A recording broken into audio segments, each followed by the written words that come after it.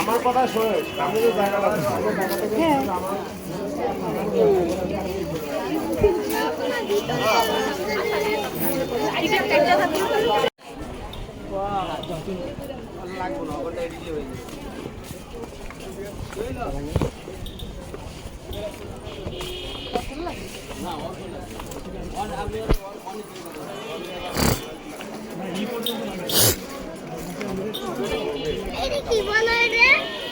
হ্যাঁ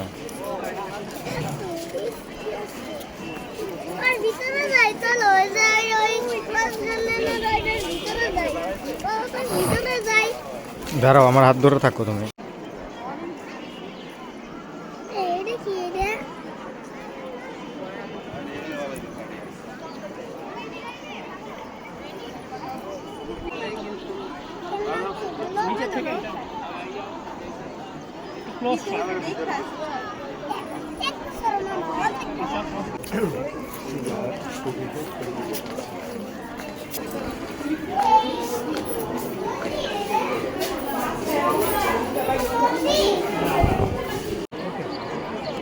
এই যে প্রাসাদটা দেখছেন, এটা হচ্ছে ব্রিটিশ আমলে আপনার ওই সময়কার একজন বিশিষ্ট ব্যবসায়ী ঋষিকেশ দাস, উনি হচ্ছে এই প্রাসাদটা নির্মাণ করেছিলেন।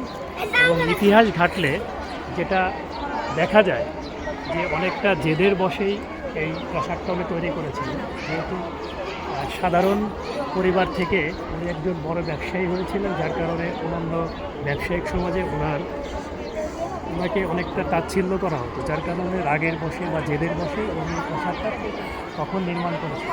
এবং ইতিহাস ঘেটে যেটা পেয়েছি যে পরবর্তীতে উনি এই প্রাসাদটা তৈরি করতে এবং আর্থিক সংকটে পড়ে, এবং পরবর্তীতে এই প্রাসাদটা একজন মুসলিম এক ব্যবসায়ী উনি কিনে নেয়, এবং তার থেকেই হাত বদল হতে হতে এখন বর্তমান সরকারের তত্ত্বাবধানে রয়েছে এই প্রাসাদটা। এবং এখানে দর্শনার্থীদের জন্য উন্মুক্ত করে দেওয়া হয়েছে, এবং 30 টাকা টিকিট কেটে এখানে প্রচুর দর্শনার্থীরা দেখতে আসে, এবং সাপ্তাহিক বন্ধ এখানে হচ্ছে রবিবার।